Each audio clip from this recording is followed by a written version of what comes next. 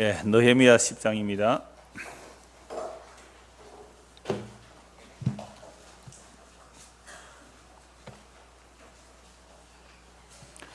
느헤미야 10장 1절부터 39절까지인데요. 9장 38절, 9장 38절과 10장 1절 두 절만 우리 같이 읽겠습니다. 우리가 이 모든 일로 말미암아 이제 견고한 언약을 세워 기록하고 우리의 방백들과 레위 사람들과 제사장들이 다 임봉하나이다 하였느니라. 그 임봉한 자는 하가라의 아들 총독 느헤미야와 시드기야. 그까지만 읽겠습니다.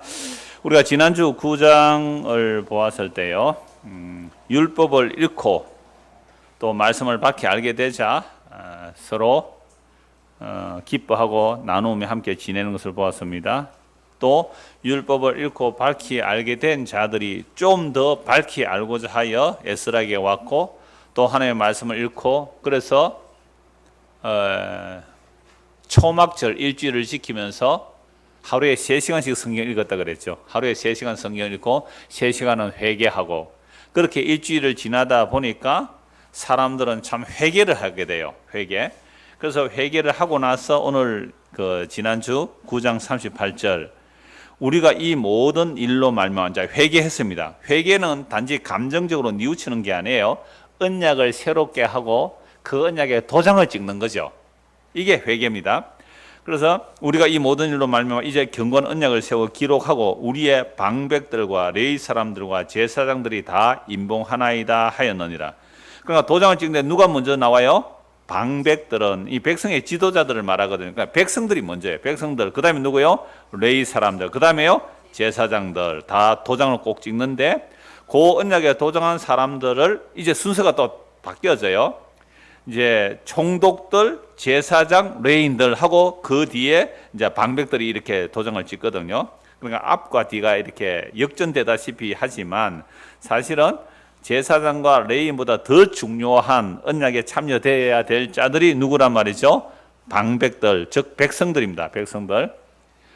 그래서 여러분, 큰 배에는 선장과 선원이 있죠. 큰 배에는 선장과 선원이 있는데, 선장과 선원이 왜 있어요?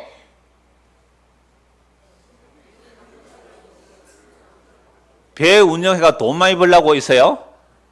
선원들을 안전한 목적지로 가는 것이 사실은 돈 버는 것보다 더 중요한 목적. 물론 선주나 선사, 선주는 그럴지라도 선장과 선객, 선원, 선장과 선원들은 선객들을 안전한 곳에 옮겨주는 것이 가장 큰 목적이에요. 그래서 모든 사람을 다 살려내고 자기는 배와 함께 죽을지라도 남아있는 게 선장과 선원이 맞지요? 너희는 가만히 있으라고 저것끼리만 튀어나오면 안 되죠. 너희는 가만히 있어. 자기들만 튀어나와. 진짜 이건 있을 수가 없는 이야기예요. 어떻게, 이건 정말 조사해봐야 돼요. 왜 걔들은 다 그냥 가만히 있으라 해놓고 자기들만 튀어나오는지 진짜 의문이에요.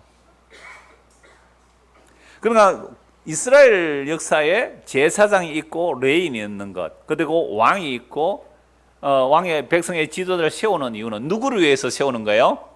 백성들을 위해서 세우는 거예요. 근데 백성들을 세워놨는데 얘들이 백성들을 돌보고 섬기는 것이 아니라 그들을 억압하고 군림하고 자기 배나 채우게 되었다는 것은 나라가 망하는 것이거든요.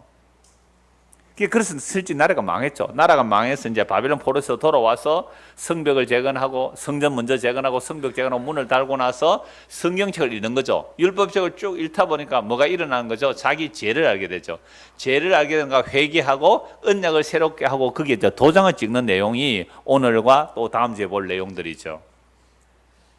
자, 그런데 느헤미야 9장에 보니까 이스라엘 역사 전체를 회개하는데, 이 9장 지난주에 보았습니다만은 하나님께서 우리에게 이렇게 은혜를 베풀어 주셨는데 우리는 뭐 했습니다? 배반했습니다. 죄를 지었습니다. 하나님 이렇게 은혜를 베풀어 주시는데 우리는 또 이렇게 죄를 지었습니다. 이 느헤미야 9장하고요, 시편 78편하고 패턴이 참 비슷해요. 그러니까 이스라엘 역사를 쭉 살피면서 이스라엘 역사를 살펴보니까 우리는 죄를 지었고 하나님은 신실하게 은혜를 베푸셨다는 얘기가 나오는 거죠. 그래서 구약의 율법을 우리가 읽어보면 얼마나 이스라엘 백성들이 죄를 범하였고 하나님의 신실했는지 이 느헤미야 9장하고 시편 78편이 참 패턴이 비슷해요. 그래서 시편 78편 한번 보고 오늘 본문을 보려고 합니다. 시편 78편 한번 찾아보십시오. 저도 시편을 우리 이미 다 했습니다. 그런데 시편은 유일하게 원고가 없어요. 다른 건 다 원고를 작성했는데 시편은 원고가 없는 이유가 오전 설교 준비하고 원고 준비하고 또 오후에 원고가 준비하는 게 너무 힘들어서 그냥 원고 없이 설교한 게 이제 시편인데 뭐 혹 다음에 기회가 되면 원고를 작성해서 또 한번 더 하고 싶은 마음이 있기도 합니다. 자, 78편 다 보지는 않겠어요. 17절 한번 보십시오. 17절. 그 바로 앞에 잠시 봐야 됩니다. 13절부터 그가 바다를 갈라 물을 무더기같이 서게 하시고 홍해 걷는 거죠. 그들을 지나가게 하셨으며 낮에는 구름으로 밤에는 불빛으로 인도하셨으며 광에서 반석을 쪼개시고 매우 깊은 곳에서 나오는 물처럼 흡족하게 마시게 하셨으며 또 바위에서 시내를 내사 물이 강같이 흐르게 하셨으나 17절 같이 읽읍시다. 그들은 계속해서 하나님께 범죄하여 메바는 땅에서 지존자를 배반하였다. 하나님의 도우심은 늘 있거든요. 구름기둥, 불기둥 24시간 함께 하시죠. 바위에서 물이 터져 나오죠. 하늘에서 만나가 내리죠. 그러함에도 불구하고 그들은 어떻게 하나님을 배반합니까? 계속해서. 그래서 또 탐욕을 부리면서 고기 달라 해서 고기 주고 뭐 하여튼 이렇게 하셨는데도 긍휼을 베푸셨는데도 불구하고 32절 한번 보십시오. 자, 시작. 이러함에도 그들은 여전히 범죄하여 그의 기한 일들을 믿지 아니하였고, 자 17절에는 어떻게 범죄하고요? 배반하고요? 계속해서 범죄하고. 그래도 하나님은 긍휼을 베풀어 주셨어요. 그런데 32절에는 어떻게 해요? 여전히 범죄하고. 41절 한번 볼까요? 41절 같이요. 그들이 돌이켜 하나님을 거듭 시험하여 이스라엘의 거룩하신 이를 노엽게 하였도다. 여러분 이게 우리예요. 이게 이스라엘 백성들이고요. 그러니까 느헤미야 9장과 시편 7장 참 패턴이 비슷하다 그런 게 하나님은 용서하셔요. 하나님 잘못했습니다 하고 용서하세요. 그러면 용서받고 나서 조금만 숨 쉴 틈이 있으면 어떻게 해요? 또 범죄하고 그걸 이제 계속 범죄하고 여전히 범죄하고 거듭 범죄하고 시험하고. 자, 이러한 성경을 이스라엘 백성들이 쭉 읽어보니까 뭐가 나올 수밖에 없어요? 회개밖에 안 나올 수밖에. 왜? 성경의 역사를 돌아보니까 아담 이후로 인간의 우리 이스라엘 백성 같은 경우 아담 이후로 그 역사를 쭉 돌이켜 보니까 우리가 한 짓은 뭐밖에 없고요?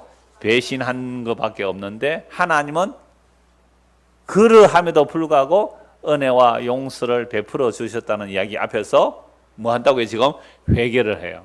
그러니까 철저하게 회개하고 그 회개하는 걸로 끝난 게 아니라 이제 우리는 언약을 새롭게 하고 이 언약을 새롭게 하겠다고 도장을 꼭 찍는 거예요. 그래서 이제 도장 찍은 명단이 1절부터 나옵니다. 예, 오늘 본문 10장 1절을 보십시오.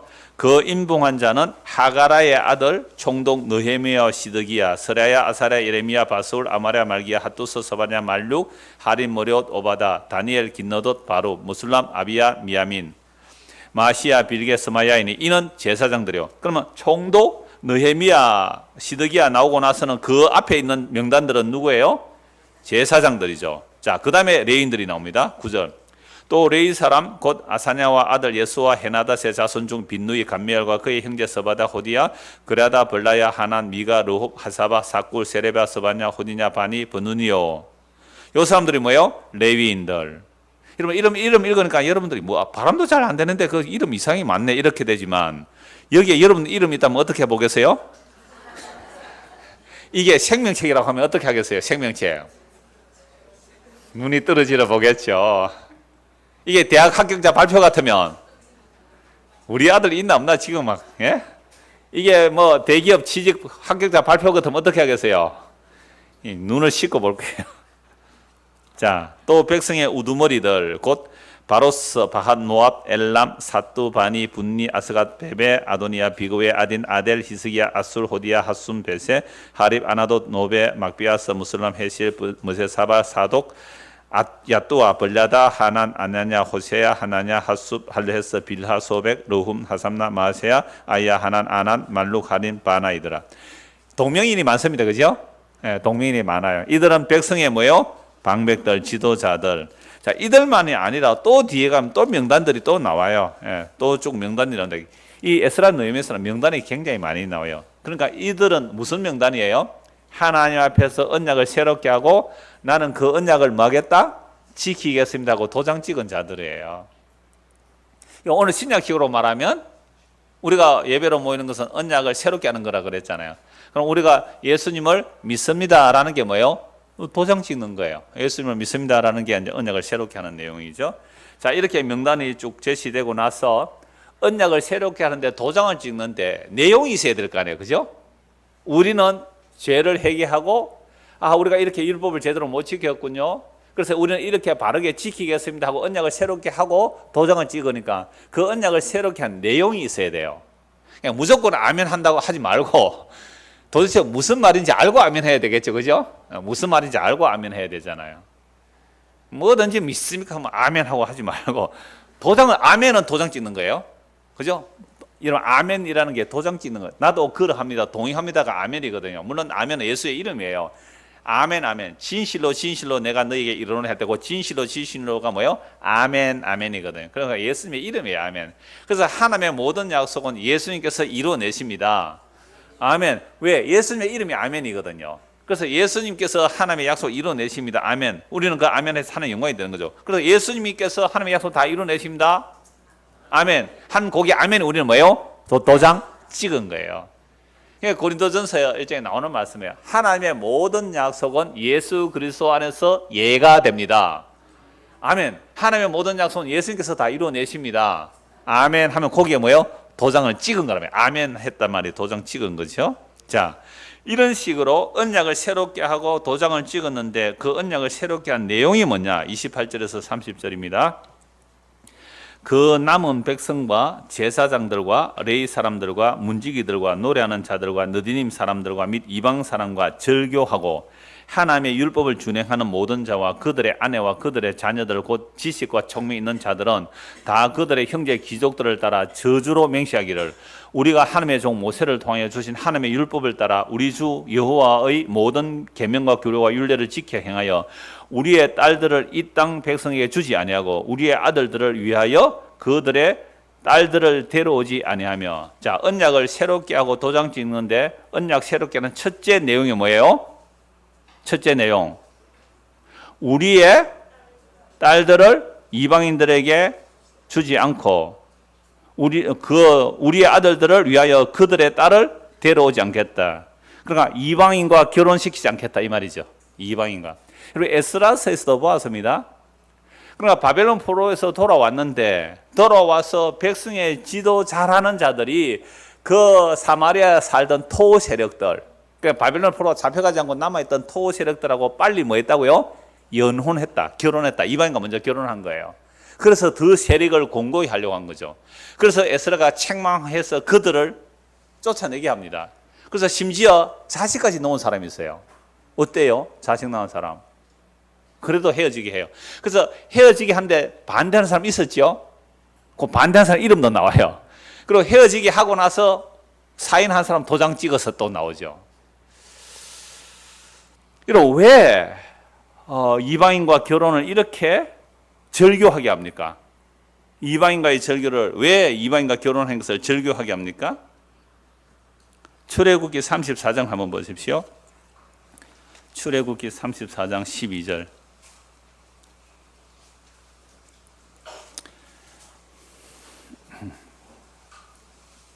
자, 이스라엘 백성들이 하나님의 약속의 땅에 들어가서 어떻게 해야 할지를 언약을 세우는 거죠.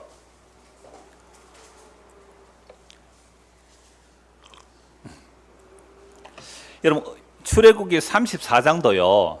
출애굽기 34장도 언약을 새롭게 하는 겁니다. 앞에 20장에서 언약한 거 깨어버렸거든요. 시내산에서 하나님 약속 지킬게 했는데 언약 깨어버렸어요. 그러니까 출애굽기 34장 두 번째 돌판 만들어 놓고 또 말씀하시는 거예요. 그래서 34장 12절부터 보십시오. 너는 스스로 삼가 네가 들어가는 땅의 주민과 언약을 세우지 말라. 그것이 너에게 올무가 될까 하노라. 너희는 도리어 그들의 제단들을 헐고 그들의 주상을 깨뜨리고 그들의 아세라상을 찍을지어다. 너는 다른 신에게 절하지 말라. 여호와는 질투라 이름하는 질투의 하나님이니라. 너는 삼가 그 땅의 주민과 언약을 세우지 말지니 이는 그들이 모든 신을 음란하게 섬기며 그들의 신들에게 제물을 드리고 너를 청하면 네가 그 제물을 먹을까 함이며 또 네가 그들의 딸들을 네 아들들의 아내로 삼음으로 그들의 딸들이 그들의 신들을 음란하게 섬기며 네 아들에게 그들의 신들을 음란하게 섬기게 할까 함이니라. 너는 신상들을 부어 만들지 말지니라. 지금 이스라엘 백성들이 가나안 땅에 들어가면 그들과 언약을 맺지 말래요. 그리고 그들의 제단과 우상 다 부숴버리라 그죠. 그러므로 그들의 딸들을 네 아들의 아내로 주지 말라. 왜요? 이방인의 딸들이 너희의 아들들에게 아내로 주면 그 이방인의 딸들이 너희의 아들들을 어떻게 한다고요? 그들의 신, 즉 우상숭배하게 만든단 말이죠. 하나님의 약속을 배반하게 만든다는 거죠. 이건 이미 광야에서도 이런 일들이 얼마나 일어났습니까? 그래서 비나스가 음란한 그 남녀를 창으로 찔러 죽이죠. 이런 일들이 너희에게 일어나지 않도록 절교하라 라는 모세의 율법이 있음에도 불구하고 이스라엘 백성들은 가나안 따라가서 혼음을 했어요. 그들과 함께 결혼을 했단 말이에요. 이방인과 결혼을 했어요. 그 결과 나라가 망해서 바벨론 포로에서 돌아왔음에도 불구하고 지금 또 뭐하고 있습니까? 이방인들과 결혼하고 있으니까 그걸 이제 절교시키는 거죠. 절교. 그럼 이걸 오늘날 우리 어떻게 적용해야 됩니까? 묻고 싶으실까요? 오늘날 어떻게 해야 됩니까? 자, 우리 아버지, 어머니들, 자녀들이 있는데 아들이 처녀를 하나 데리고 왔어요. 결혼하려고. 근데 예수를 전혀 안 믿어요. 또는 딸이 있는데 결혼하려고 남자를 데리고 왔는데 예수를 안 믿어요. 그럼 어떻게 해야 됩니까? 반대해야 돼요. 그럼 엄마 아빠가 안 본다고 집 나가버리면 어찌 해야 돼요? 이 심각한 문제예요, 사실은. 우리가 발 앞에 문제고, 어떻게, 반대를 하는데, 반대하면 요새 아들이 말 들어요? 엄마 아빠 말 들어요? 안 들어요. 반대한다고 말 들어요? 밥 잘 사주는 예쁜 누나. 말 안 들어요. 아무리 뜯어말해도 말 안 들어요. 결국 저 멀리 가서 연애하더라니까, 나중에. 아무리 뜯어말려도 안 돼. 어떻게 하죠? 자, 우리 청년부들 어떻게 해야 되죠?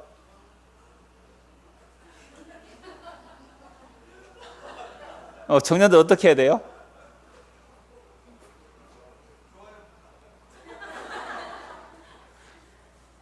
어떻게 한다고? 절교하겠어요? 나는 당신이 예수를 믿지 않아서 절교합니다. 그럴 수 있겠어요? 그래서 제가 이렇게 청년의 시간에 제안을 했어요. 남자가 여자를 보고 뭐 한눈에 반할 수가 있잖아요. 한눈에 반했다고 결혼합시다 하기 전에 잠깐만 멈추라고. 한눈에 반했다 할지라도 당신 예수 믿으십니까? 먼저 물어보라고. 당신 예수 믿는 거 먼저 물어보라고. 그러니까 본인이 예수 안 믿었다는 거예요, 사실은. 본인이 평소에 예수를 안 믿었다는 거예요. 적어도 천국이 있고 지옥이 있다는 것을 안다면 예수 안 믿는 사람하고 만나서 결혼하는 게 얼마나 힘들고 고통스러운지 모르는 거죠. 그러니까 덜컥 만나는 거죠. 정말 힘들어요. 그럼 또 이래요. 저는 중고등부 학생들한테도 옛날에 많이 얘기를 했어요. 야, 정말 네 여자친구가 마음에 들어서 결혼하고 싶은데 예수를 안 믿으면 어떻게 하겠니? 이러니까 그렇게 얘기해요. 내가 전도한다고 그래요. 전도한다고 그래요. 그런데 아까 출애굽기 34장은 전도 하는 게 아니고 전도 당해요. 전도 당합니다. 그러니까 어떻게 해요, 그럴 때는? 그래서 제가 청년들 잘 들으세요. 지금 안 믿는 사람하고 사귀면 절교를 하십시오, 일단은. 절교를 딱 해놓고, 회개하고 예수 믿으면 이제 생각해 볼게 이러고. 그래서 적어도 교제하기 전에 당신 예수 믿습니까? 물어보고 교제하십시오. 정말 꼭 부탁드리고 싶어요. 우리 청년들에게, 중고등부 학생들에게 부탁드리는 게 그거예요. 자, 그러면 이미 지금 안 믿는 사람하고 결혼하고 있는 상태면 어떻게 해야 돼요? 절교해야 돼요? 지금 물어보는 거죠. 지금 안 믿는 남편하고 사는 분 계시거든요. 우리 교회도 안 믿는 남편하고 나는 예수 믿는 남편이 예수 안 믿어요. 어떻게 해야 돼요? 이혼해야 돼요. 지금 같이 살아야 돼요. 왜 같이 살아야 돼요? 구원받을지 모르기 때문에. 고린도전서 7장에 보면 나와요. 제 남편이든 아내든 상관없어요. 한편이 예수를 믿고 한편이 예수를 안 믿어요. 그럴 때에 나는 당신이 예수를 믿기 때문에 싫어요 하면 헤어지도 된다고 했어요. 남자나 여자나 상관없어요. 나는 네가 예수 믿는 것 때문에 나는 싫다라고 하면 이혼해도 된다 그랬어요. 그래서 어떤 분이 이런 분들 저에게 어떤 상담이 막 남편이 막 폭력을 쓰고 또는 예수도 안 믿는 사람인데 예수 믿는 핍박하면 그냥 조용히 헤어지도 됩니다라고 제가 상담을 해드린 적이 있어요. 그런데 남편이나 아내는 상관이 없어요. 그런데 나는 예수가 안 믿어지지만 나 당신이 좋아요. 당신하고 살고 싶어요 하면 어떻게 하라고요? 같이 살아라 그랬어요. 그게 신약의 기준입니다. 신약의 기준. 그러니까 구약식으로 하면 어떻게 해야 돼요? 절교시켜야 돼요. 지금 절교. 헤어져 이렇게 해야 되는 거예요. 이게 언약을 새롭게 한 거죠. 근데 신약은 또 달라요. 신약은 또 달라요. 그래서 고린도서 7장에 보면 잘 나와 있거든요. 그러니까 내가 예수를 믿지는 않지만 나는 당신하고 살기를 원해요 라고 하면 같이 살라고 하셨거든요. 바울 사도의 말은 그리스도의 사도의 말은 예수님의 말이기도 합니다. 자, 그러니까 굉장히 중요해요. 이러면 아이를 낳고 사는데도 절교까지 하라고 할 정도였어요. 율법 시대에서는. 왜 그래요? 전도한다고? 전도 당하지나 말아라. 정말 그래요. 이건 제가 옛날에 어떤 분의 강의를 들으니까 그래요. 제가 교인들이 늘어나기를 사실 원치 않아요. 물론 복음 듣는 것은 좋아요. 복음 듣는 건 좋지만 교인들이 늘어나기를 원치 않는 이유가 그분이 얘기했는데 한 교인이 한 30명 정도 되면 목사 손아귀에 그냥 장악이라는 표현이 이상하지만 완전히 파악이 된다는 거죠. 한 30명 정도면. 그죠? 한 30명. 근데 한 100명쯤 되면요. 교인 한 100명쯤 넘어가면 목사 한마디로 이렇게 잘 안 된대요. 이쪽에서는 저 말하고 저쪽 이 말이 나온다는 거죠. 한번에 파악이 안 돼요. 한 200~300명 넘어가죠. 이러면 목사가 아무리 선한 어떤 뜻과 의도를 가지고 있다 할지라도 그들의 힘에 의해서 굴러갈 수 있단 말이에요. 한 500명 넘어가 보세요. 목사 앞에서 잘 굴러가게 돼 있어요.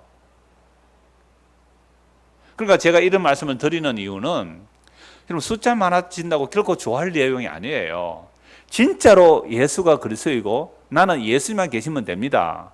예수님 계시면 나는 더 원할 것이 없습니다 라는 사람들만 남아져야지 그 외에 다른 것을 말한다는 것은 정말 힘들어요. 그래서 이 절교까지 시키는 이유가 뭘까요? 절교. 이건 우리의 영적인 문제예요. 이거 꼭 남녀의 결혼의 문제만이 아니라 우리의 신앙적인 자세이기도 하거든요.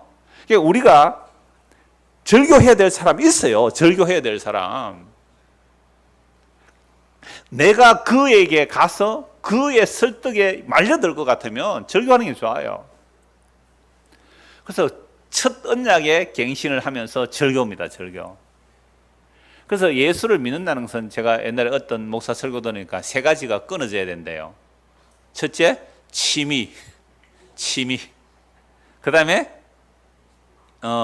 인정, 애정, 그렇던가? 하여튼 그런 것들이 절교되어지는 거죠. 끊어지는 것. 근데 우리가 스스로 끊을 수 없으니까 오늘 오전 말씀에 의하면 주님께서 우리를 어떻게 해요? 끊어내는 거죠. 우리 안에서 성령의 말씀 단식으로 기도하고 계시니까 그들과 어울릴 수가 없는 거예요. 어울릴 수가 없어요. 튕겨 나오게 돼 있단 말이에요. 그게 롯이었죠. 자, 두 번째 언약갱신은 뭡니까? 32절입니다. 우리가 또 스스로 규례를 정하기를 해마다 각기 세겔의 3분의 1을 수납하여 하나님의 전을 위하여 서게 하되, 하나님의 전을 위하여 성전을 위해서 드리는 것은 몇 세겔이에요? 반세겔이죠. 구약에도 반세겔이고 신약에도 반세겔이에요. 그러니까 출애굽기 3장 13절에 보면 성전을 위해서 성전세를 내는 것은 반세겔인데 여기는요 얼마로 해요? 3분의 1 깎았어요. 왜 이렇게 했을까요? 지금 바벨론에서 돌아와서 성벽도 세우고 성문도 다니까 힘들었을 거예요. 그래서 좀 깎았다고 볼 수도 있어요. 그럼 율법을 바꾼 거냐? 성경에 굉장히 많습니다. 10계명도 달라지잖아요. 나중에 요 11조 개념에서 좀 말씀드리겠습니다. 10계명도 달라진다고요. 출애굽기 20장의 10계명하고 신명기 5장의 10계명 내용이 달라져요. 무슨 내용이 달라져요? 안식일 계명이 달라지거든요. 출애굽기에는 천지를 창조했기 때문에 안식일에 일하지 말라 그러고, 신명기에서는 애굽에서 구원했기 때문에 일하지 말라 그래요. 그러니까 신명기에서는 창조의 말이 아예 없어요. 10계명 달라져요. 심지어 유월절 지키는 것도 한 달 늦춰서 유월절 지켜요. 그러니까 문자가 아니라 문자에 담긴 뜻과 의도를 구약이 알아요. 그래서 다윗이 도망갈 때에 제사장만 먹는 떡을 누구에게 줘요? 다윗에게 주잖아요. 제사장이. 그럼 그 제사장은 이미 율법을 넘어서는 거예요. 이건 제사장들만 먹는 떡인데도 다윗에게 준단 말이에요. 그래서 죽어요, 그 사람. 사울에게. 그러니까 율법 조문이 아니에요. 율법 뜻에 담긴 의미를 아는 거잖아요. 제사장만 먹는 떡을 어떻게 다윗에게 줘요? 제사장도 아닌 다윗에게. 이런 내용이 굉장히 많이 있습니다. 그래서 3분의 1로 줄였다 볼 수 있어요. 33절. 곧 진설병과 항상 드리는 소제와 항상 드리는 번제와 안식일과 초하루와 정한 절기에 쓸 것과 성물과 이스라엘을 위하여 속죄제와 우리 하나님의 전에 모든 일을 위하여 쓰게 하였고. 자, 그러면 33절은 무슨 얘기예요? 진설병. 이건 진설병 아시죠?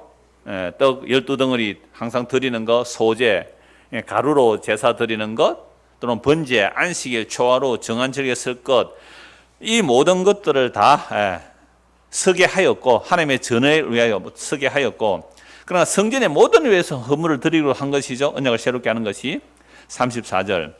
또 우리 제사장들과 레위 사람들과 백성들이 제비 뽑아 각기 종족대로 해마다 정한 시기에 나무를 우리 하나님의 전에 바쳐 율법에 기록한 대로 우리 하나님 여호와의 제단에 사르게 하고. 나무를 가져오라는 구체적인 말은 율법에 없어요. 그러나 성전에 제사를 드리려면 아침 저녁으로 상번제, 화목이 늘 필요하거든요.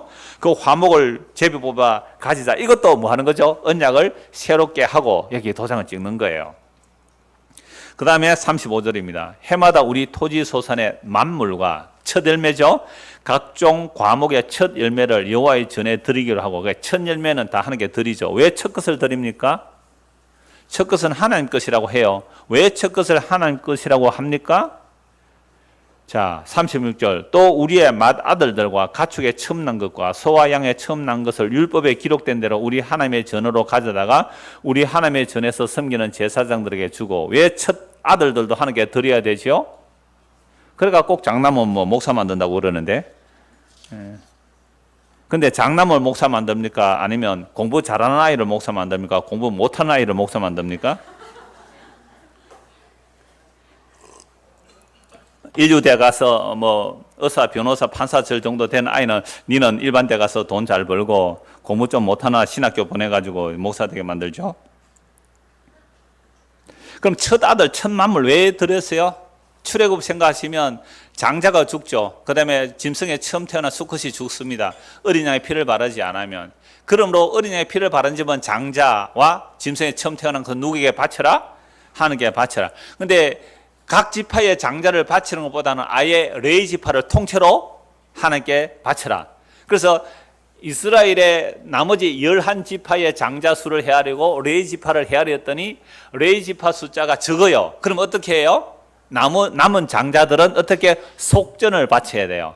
그러면 그 뒤로 태어나는 모든 장자들은 뭘 바쳐야 돼요? 속전을 바쳐야 돼요. 이게 하나님께 드린다는 개념이에요. 그래서 맏아들을 위하여 이제 속전을 바치는 것, 그 다음에 짐승에 처음 태어난 거 하나님께 바치는 것, 이게 율법에 있지만 이런 것을 안 지켰기 때문에 지금 언약을 새롭게 하면서 그거 도장을 찍고 있는 이야기입니다. 그래서 맏아들, 만물 다 드린다 이 말이죠. 자, 37절.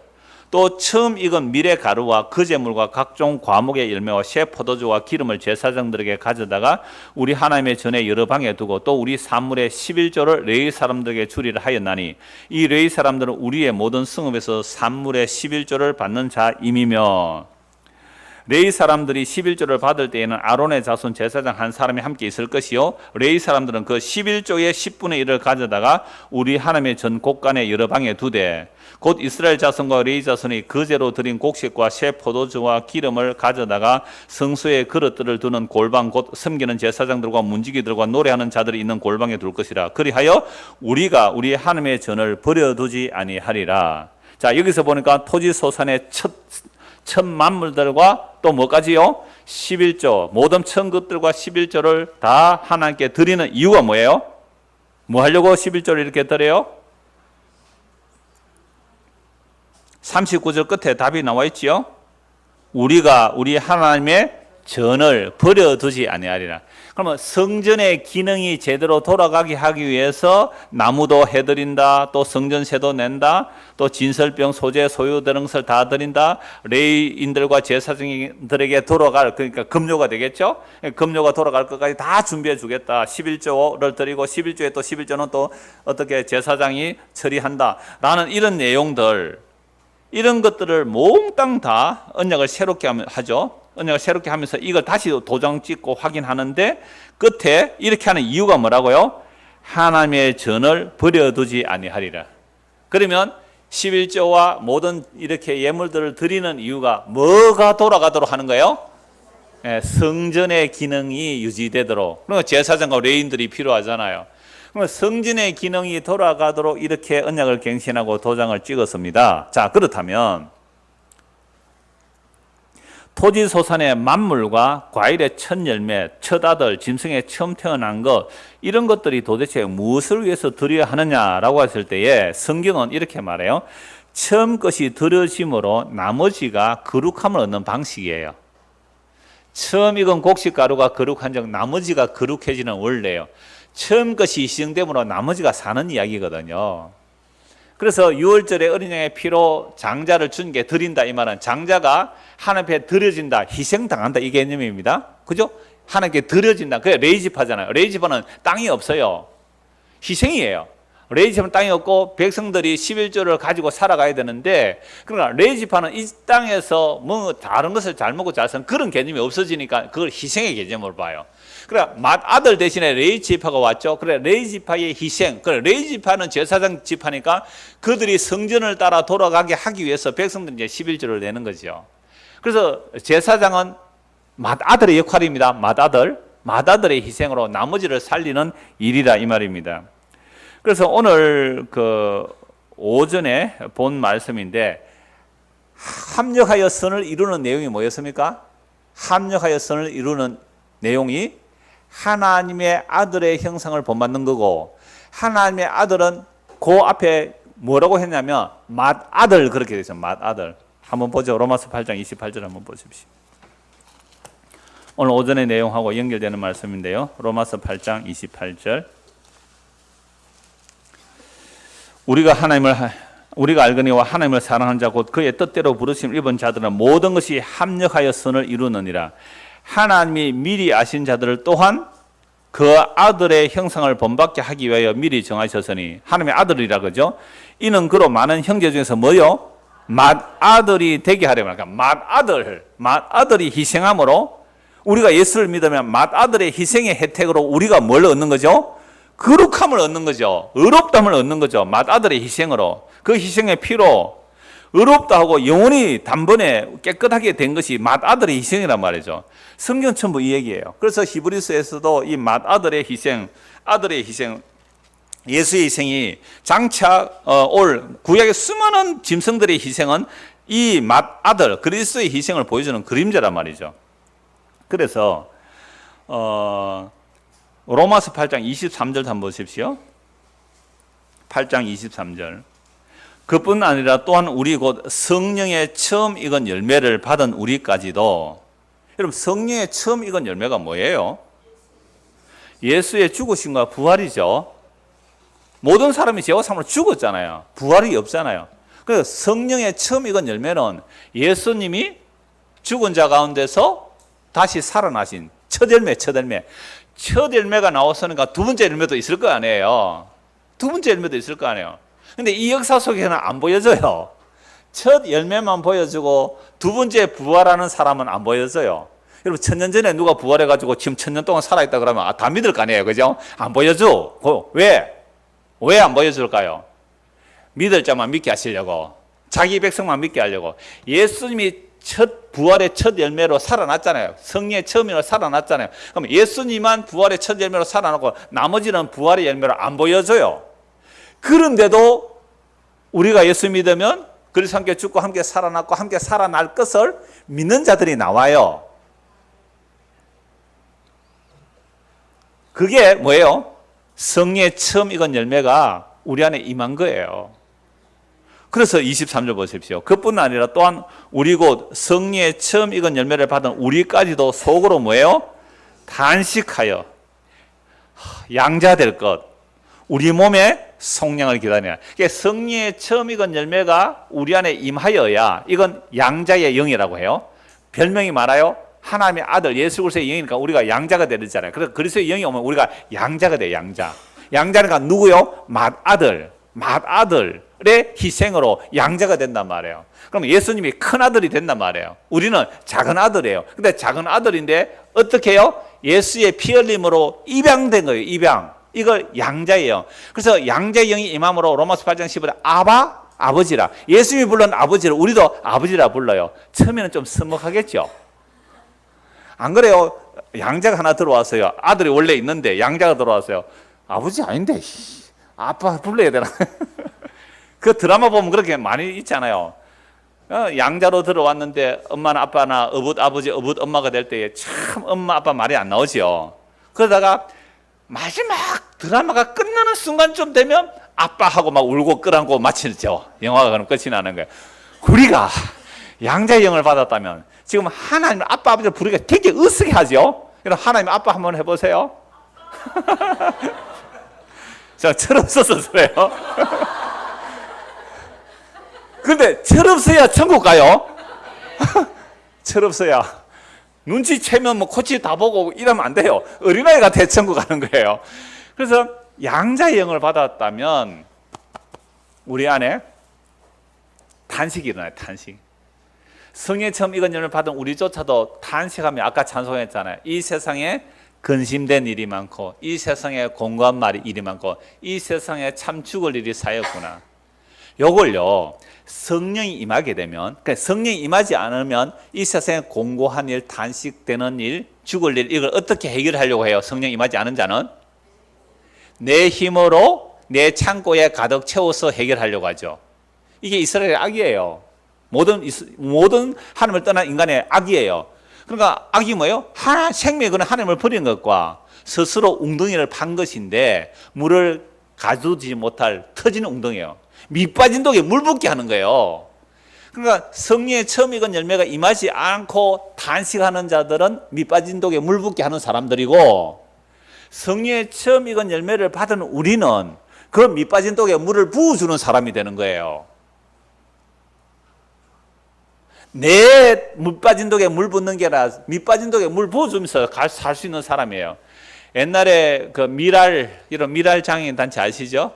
창원시 미랄 장애인 단체 우리가 뭐 오랫동안 적어나마 협조를 하고 있는데요.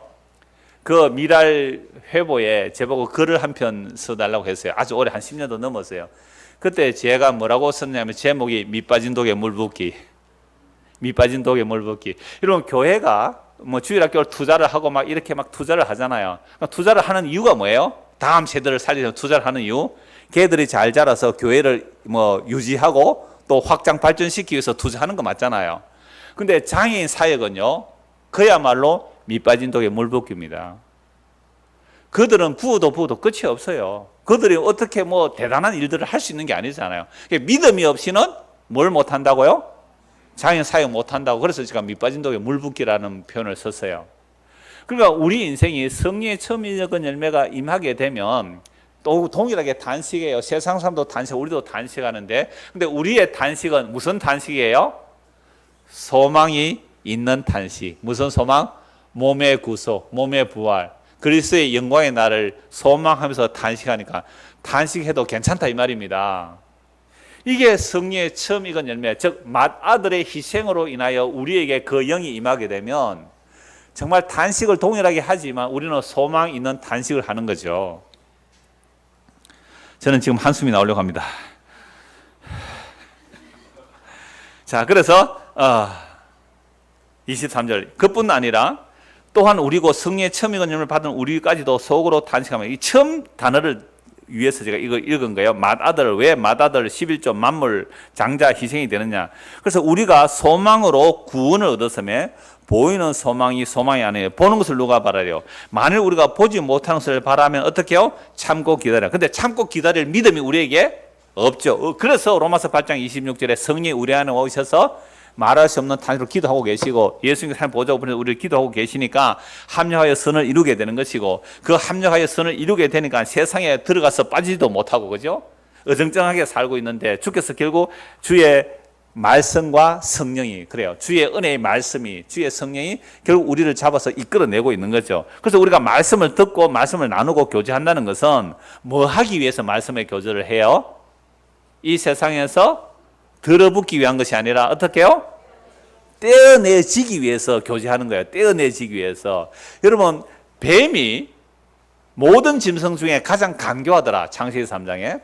근데 이 뱀이 아담과 하와를 미혹하죠. 그런데 나중에 결국 창세기 3장 보면 뱀이 저주를 받아요. 저주를 받은 형태가 뭐예요? 땅에 기어다니라. 그러면 뱀은 처음에 다리가 있었겠지요? 안 그러면 무슨 저주예요? 그러니까 뱀이 다른 동물이라면 동물 중에 가장 강교하더라고요. 뱀은 처음에 흉측했을까요? 안 흉측했을까요? 지금 어떤 분이 뱀하면 기겁하는 분이 있대요. 시골 가서 살고는 싶은데 뱀 때문에 못 살겠대. 그런데 뱀이 아름다웠어요. 가장 강조했단 말은, 아이고 무서워라 이런 것 같으면요, 뱀 올 때 하와가 가만히 있었겠어요? 너무 예쁘고 너무 행복해. 광명의 천사로 변장해서 와서 싹 유혹하는 거예요. 흉측은 뱀이 이랬으면 유혹 안 넘어갔죠. 지금도 사단의 유혹은 광명의 천사로 옵니다. 뭐 도끼에 뿔 달린 모습으로 한단 말이에요. 그러니까 넘어갔죠. 그런데 그 창세기 3장에서 뱀을 저주할 때 너는 이제부터 배로 땅을 기어 다니리라. 이미지입니다. 이미지. 그러면 저주가 뭐예요? 땅에 들어붙어 사는 게 저주예요. 뱀처럼 땅에 들어붙어서 땅에 난 거, 땅에 뒷걸먹고 사는 그게 저주란 말이에요. 그래서 레위기에서는 뱀장어를 못 먹게 했어요. 우리 장어국 잘 끓이던데, 저는 창원역에 와서 장어국 처음 먹어봤거든요. 참 처음에 먹기가 좀 그랬어요. 사실은 제가 복음 때문에 먹었지 옛날 같으면 못 먹었다고요. 장어국 오니까 옛날에 지하에 있을 때 꼭 거기는 국에 국밥만 했어요. 미역국, 장어국, 시락국, 또 무슨 국이요? 하여튼 국밥 한 그릇 그렇게 먹었는데, 정말 처음 와서 제가 여기 장어국을 먹었는데, 목사님 그러면 추어탕 넣으셨습니까? 가만히 생각해보면 추어탕 먹었더라고요. 그러니까 미꾸라지, 장어 이런 것들은 비늘이 없어요. 비늘 없는 거 왜 못 먹게 했어요? 걔들은 땅을 파고 들어가서 살아요. 땅에 붙어 살아요. 물론 꼬리 힘으로 헤엄은 조금 치지만, 여러분 가을 되면요, 미꾸라지가 전부 다 진흙벌 속에 들어가 있어요. 뻘 속에 그 섞여 있는 데서 동면한다고요, 미꾸라지가.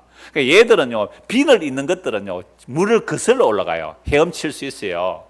그러니까 메뚜기는 먹을 수 있고 귀뚜라미도 먹을 수 있어요. 왜요? 땅에서 뛰어오르니까. 근데 땅에 들어붙어 사는 거 먹지 말라 그러고요. 박쥐 먹지 말라 그래요. 요랬다 저랬다 날았다가 기있다 하는 요런 것들 있잖아요. 그거 먹지 말라 그랬어요. 이런 것도 다 영적인 의미가 있는 거죠. 그러니까 땅에 들어붙어 있는 것을 먹으면 땅에 들어붙은 생각만 한대요. 맨날. 그래서 저주가 뭐예요? 땅에서 떨어져 나오지 못하는 게 저주란 말이에요. 그래서 적어도 성도가 모였다, 성령의 처음 익은 열매를 받았다, 이것은요 별세를 의논하는 거죠. 별세. 그래서 베드로, 야고보, 요한이 변화선을 봤을 때 모세와 엘리야가 예수님께 나타나서 무슨 얘기해요? 별세 얘기하잖아요. 그러니까 예수님께서 부활의 처음 익은 열매, 성령의 처음 익은 열매, 예수님께서 우리의 머리가 되시는 거예요. 옛사람 아담, 죄와 사망의 왕된 이 옛 아담의 머리가 잘려지고, 이 뱀의 머리가 상해야 돼요. 뱀의 머리가. 이 우리를 지배하는 이 사상, 하늘 대대 높은 이론, 이게 잘려지고 그리스도가 우리의 머리가 되는 것, 이게 처음 익은 열매가 우리에게 임하는 거죠. 그렇게 예수를 믿게 되면 이제 구약 성경이 뭔지를 볼 수 있어요. 그래서 지금은 여러분 성전이 있습니까 없습니까? 아니 건물 성전이 있습니까 없습니까? 건물 성전이 없잖아요. 그럼 건물 레진이 있습니까 없습니까? 없죠. 그러면 성전을 유지하기 위해서 11조를 내고 각용 헌물을 낼 이유가 있습니까 없습니까? 없지 않아요. 그래서 예수님께서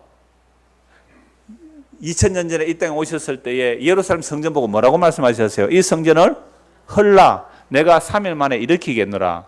그것은 그리스도의 자기 몸이 성전됨을 말씀하십니다. 그러면 이제 예수 그리스도의 몸이 성전이고 예수를 믿는 우리가 성전이죠. 그래서 고린도서 3장 16절 6장 19절에 보면 성령이 임한 너희가 뭐라 그래요? 성전이에요. 그러면 오늘 예수를 믿는 우리가 성전이잖아요. 그러면 구약 시대의 성전식에 제사를 드리면 됩니까 안 됩니까? 안 되죠. 그래서 성령이 임하게 되면 정말 성전이 무엇인지를 알고 하나님의 영원한 처소가 뭔지를 알고 황금보석 꾸민 집 아파트 평소 늘어나는 게 아니란 말이에요. 우리가 하나님의 처소가 되고 하나님이 우리의 처소가 되는 것, 이게 예수님이 십자가에 죽으시고 내가 너희 안에 너희가 내 안에 있게 하겠다. 내가 아버지 안에 아버지가 내 안에 있게 하는 것처럼 너희가 내 안에 내가 너희 안에 있게 하겠다. 그 날에야 알리라. 언제요? 성령의 처음 익은 열매가 우리에게 임할 때에, 오늘 식으로 말하면 예수 믿을 때에, 예수 믿고 성령이 임하게 되면 아 내가 예수님 안에 있고 예수님 내 안에 있구나. 이제야 너희가 알리라. 그래서 성령이 임한 자들은 정말 장차 나타나는 그 영광의 그 날을 바라보며 소망해요. 반드시 그래요. 이게 성령의 보정이라 그래요. 우리 금요일 공부할 때도 말씀드렸지만 성령의 인침이에요. 오늘 언약의 갱신은 뭐 했다고요? 인침. 언약을 세우는 언약을 도장을 꼭 찍는데 우리는 어떻게 성령의 언약을 갱신하고 도장을 찍는다 하면 우리가 할 수 있는 게 아니라 우리 안에 누가 하신다고요? 성령께서 하나님의 이 약속의 말씀에 아멘 하게 만들어 주세요. 그게 성령이 우리 안에서 인쳐 주셨다. 성령이 우리 안에서 보정이 되어 주셨다는 거죠. 성령이 우리 안에 보정이 되니까 성경에 이런 약속의 말씀을 믿는 거예요. 골로새서 2장 보십시오. 골로새서 2장입니다. 그러면 어떻게 오늘 우리 이 시대에 언약을 갱신하고 그 언약의 도장을 찍는가? 그건 성령의 처음 익은 열매를 받은 우리가 예수 그리스도께서 하나님의 약속을 다 이루어내셨습니다 라는 말에 뭐 한다고요? 아멘. 이게 뭐예요? 언약의 도장 찍는 거죠. 골로새서 2장 13절입니다. 또 범죄와 육체 12절부터 보겠습니다. 너희가 세례라는 것은 예수를 믿는 걸 말해요. 연합되는 것을 말해요. 세례라는 것은 연합입니다. 예수와 함께 연합되는 거, 예수 믿는다는 말이에요. 그러면 그리스도와 함께 뭐예요? 장사되고 또 죽은 자들 가운데서 그를 일으키신 하나님의 역사를 믿음으로 말미암아 그 안에서 함께 일으키심을 받았느니라. 여러분 예수 믿습니다라는 말은 뭐예요? 나는 그리스도와 함께 죽었고 그리스도와 함께 살아났고 그리스도와 함께 하늘에 앉혀졌습니다 라는 것을 어떻게 한다고요? 믿습니다. 이게 예수 믿는 거예요. 여기에 아멘 하는 것이 이 새 언약에 도장 찍는 거란 말이죠. 이게 우리 힘으로 안 돼요. 어떻게 우리가 그게 가능해요? 어떤 사람이 저보고 물을 때 내가 누굽니까? 너 덕산떼기 둘째 아들 아니냐? 이렇게 말하죠. 아, 내가 지금 하늘에 앉혀져 있다고. 야가 교회 다니면 아, 머리가 좀 이상해졌구나. 이럴 거 아니에요? 제가 고향에 가서 그랬거든요. 건면해라 그래. 교인을 건면해라. 제가 그랬어요. 아니 제가 어떻게 건면을 합니까? 제가 여러분 안고 그때 은퇴하는 그 장로님이 제 주일학교 선생님이었거든요. 아, 주일학교 선생님이 저에 올라오시고 제가 거기 가서 건면 받아야지요. 제가 그 얘기를 먼저 하고 시작했어요. 고향에서는 선지자가 환영을 못 받는다 그러면서 저는 뭐 선지자가 아닙니다만. 그 제가 왜 그 얘기를 했냐면 그냥 단지 목사로서 한 말씀 건면합니다라고 하고 이제 마태복음 20장 28절 말씀드렸는데요. 그러니까 지금 우리가 예수를 믿는다라는 말은 내가 그리스도와 함께 죽었고 함께 살아났고 하늘에 앉혀져 있다. 그러니까 예수를 안 믿는 사람들은 우리 보고 뭐라 그래요? 너 헛소리 하네. 그건 그냥 네가 사는 게 괴로우니까 그렇게 믿고 싶은 거지. 이 세상이 힘드니까 그렇게 믿고 싶은 거지. 그래서 착각이야. 그래서 종교는 지어낸 얘기야. 성경 지어낸 얘기야. 이러고 예수 믿는 사람 이렇게 말해요, 안 해요? 해요. 왜? 그 사람들은 그게 보여요, 안 보여요? 안 보이니까. 그런데 아까 로마서 8장에 보니까 우리는 보이는 것을 믿는 것이 아니고 보이지 않는 것을 그러니까 사도들이 보이지 않는 것을 진짜 봤거든요. 그걸 계시라 그래요. 그 계시라는 것은 안 보이는데 사도들에게만 열어서 보여준 거예요. 그 사도들은 봤어요, 분명히. 그래서 그걸 기록해 놨잖아요. 그래서 이게 계시예요. 근데 똑같이 책을 읽는데 어떤 사람은 이게 뭐예요? 사실로 실제로 믿어지고 어떤 사람은 안 믿어져. 그럼 믿어지는 사람들은 이 땅에서 살아갈 때 어떻게 살아갈까요? 그 나라가 그 의를 구하며 그 나라의 영광을 사모하며 믿음으로 살게 돼요. 안 믿어지면 어떻게 해요? 뱀장어가 되는 거죠. 미꾸라지 되는 거죠. 뱀이 되는 거죠. 땅에 딱 들어붙어 가지고 땅에서 떨어질 생각을 안 해요. 그게 저주받은 거예요. 저주가 뭐예요? 땅에 들어붙어서 땅에서 떨어질 생각을 안 하는 거. 그래서 예수 그리스도 안에 있는 자는 결코 정잠이 없다. 그러니까 예수 그리스도 안에 있는 자는 결코 끊어낼 수 없다. 그러니까 그리스도에서 끊어져서 땅에 들어붙어 살려고 하는 이게 저주란 말이에요. 근데 우리가 교회 나와서 그동안 하나님께 기도하고 간구한 내용이 뭐예요? 땅에서 하나님 나 빨리 떨어져서 가볍게 갈 수 있게 가볍게 해주십시오. 이렇게 기도해서요. 하나님 무겁게 해주십시오. 이렇게 말했어요. 그래서 옛날에 이런 예화 많이 들었어요. 폼페이 그 화산 폭발 났을 때요. 진짜인지 가짜인지 모르겠는데 지금 또 다른 데서 발굴이 되었어요. 또 다른 데서 발굴이 됐는데 1700년 화산재에 묵혀있던 것이 드러났잖아요. 그거 가보신 분들 많죠? 거기 가보면요. 정말 화산재가 퍽 덮쳐지니까 그대로 웅크려져 죽은 자들이 있거든요. 어떤 사람이 경계선 직진해서 죽었대요. 화산재 조금만 가면 살 수 있는데 몇십 미터만. 그래서 죽은 사람 발굴을 해보니까 그 안에 뭘 안고 있어요? 금덩이를 안고 있었대. 그거 버리고 뛰었으면 살 건데. 이러니까 벌써 하잖아요. 그러니까 성령의 첨의 건념을 받은 우리는 어떻게 한다고요? 눈에 보는 이 세상 것들이 그림자라는 거죠. 그래서 다시 13절 골로 2장 또 범죄와 육체의 무할례로 죽었던 너희. 그래 범죄와 육체의 무할례로 죽었던 자들은 어디에 들어붙어 살려고 한다고요? 땅에 들어붙어 살려고 합니다. 그러니까 죄와 사망이 딴 게 아니에요. 생명이 끊어져서 땅에 들어붙어 살려고 하는 자들이 죄와 사망이 있는 거죠. 그래서 12절 다시 보십시오. 너희가 세례로 예수 믿는 게 뭐예요? 그리스도와 함께 죽었고 이 세상에 대해서 죽었고 나이에 대해서 죽었고 자존심에 대해서 죽었고 또 죽은 자들 가운데서 그를 일으키시는 하나님의 역사를 믿음으로 말미암아 그 안에서 함께 일으키심을 받았어요. 하늘에 앉혀져 있잖아요.